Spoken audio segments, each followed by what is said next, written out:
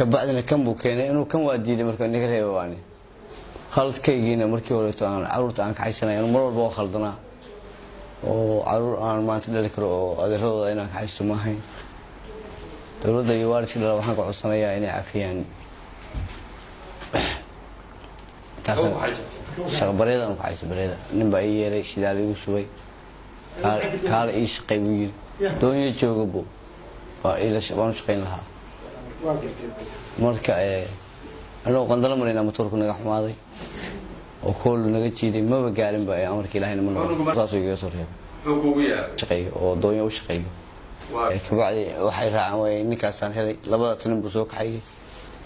qandala markaa marayna motorku kool naga jiiday tali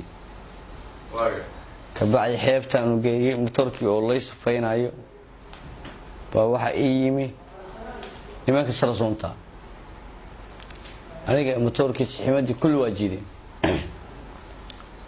أول نوارس كده لقبر بيلا صوت يسدل إنه قرر ما يوحي علولكي علولي يا علول ما قال متركوا أنا أحمد قندلة كبعد يوم الله كسوق حلا سرسون تسليك ساس تلي أول شيء كله مات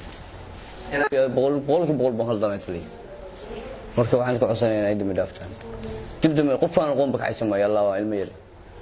حلو ما هذا علينا يا أنا وحنا إنك عرورت الله ويل شاكم إذا الله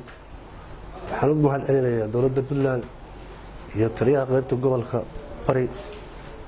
caruurtaas ninkaas uu ka haystay meesha la yiraahdo qandala aanu ka warhelay in saximadu wata kaga xumaatay taliyaha qaybta aanu nimi bood u bixiyay insha Allah billahi karim wala soo qabtay haddana waa caafimaad qabana oo kuwa taliyaha qaybta gobolka iyo madaxda waan mahad celinayaa wassalaamu alaykum warahmatullahi wabarakatuh xeeraryaha taliyaha CID waalidka caruurta dhalay dhamaan iyo saxaafadda waa salaamantii salaan kadib waxaan u maleynayaa shirkan jaraad waxaan u qabanaynaa warar maalmaha la saddex marayo laha caruur baa la afduubay daash baa loo dhigay iyo horena waa u hadlo waxaan xogta waxaan soo deyn doonaa marka ugu dambaysa oo aan soo bandhigi doonaa marka waalidka iyo caruurta iyo baaritaanka dhamayno warkii u dameeyay weeye gugaarka aanu ka gaaray ciyaalkaas sidaan ku soo helay iyo xogteedii iyo cidina la wadaagtay markaan soo qabanaynay aad baan ugu mahadcelinayaa waliba aabaha intuu ka qaatay aad buu ugu muhiimsanaa haddii xogta saa la isula wadaagayo marna waxa ma fikadeen mar walba shacabka waxaan leenahay xog kasta oo heshaan cid kasta oo wax ka dhumaan ama wax ka maqan yihiin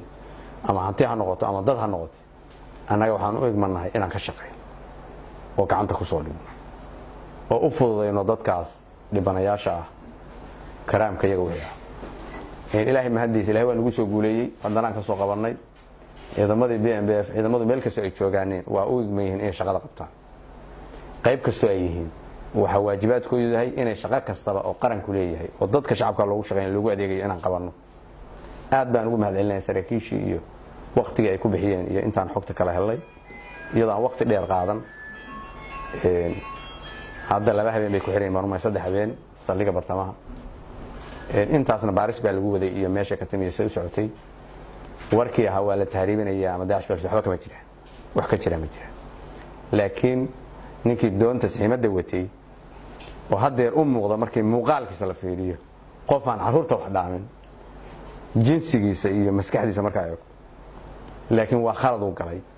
qilaalna uu ku yahay waxaan leeyahay waalidiintana waxaan leeyahay ilaahay mahadiis weeye haddaad caruurtiin iyo nabad qaba oo barwaaqaysan aad caawa heshaan intaa ugu mahad celiseen ciidamadana waa ku filan tahay iyo mahadnaqi ay ka geysateen waxaana rabnaa mar walbaba in saa loo wada shaqeeyo isaga waajibaadkiisa kale anaga gudanayna oo marsiin doona laakiin ininka waxaan leeyahay khayr Allah in siiye caruurtiin la wareega sida u fuulay caruurtana waxaan rabaa waalidkuna inuu caruurta ogaado ilmaha laftigiisa hadaan lagu xanaaneyn oo gacanta lagu hayn oo waalidu uu haduu ka baxo haduu meel ka aado waa inuu waalidka ixtiraam ku leeyahay ixtiraam ilmuhu leeyahay waalidkuna waa inuu gacanta ku hayaa sababtoo waxa fududeynaysa in wuxuu roo iska raaco way seebiguna meeshu doono u doora wiilasha yar waxaan leeyahay hooy waalidkina adeeca gaari fuul damana ma jiro wax barta waddanka mustaqbal baa ku leedihiin ubax baati waa soo kacaysa dugsiyada taga iskuullada taga waxbarta ininku waanada berri kursigan ku fadhino ku fariisan lahaa baati marka waxaa leen ka rabaa inaad haw fikirnina inaad dabada iska qabsataan gaari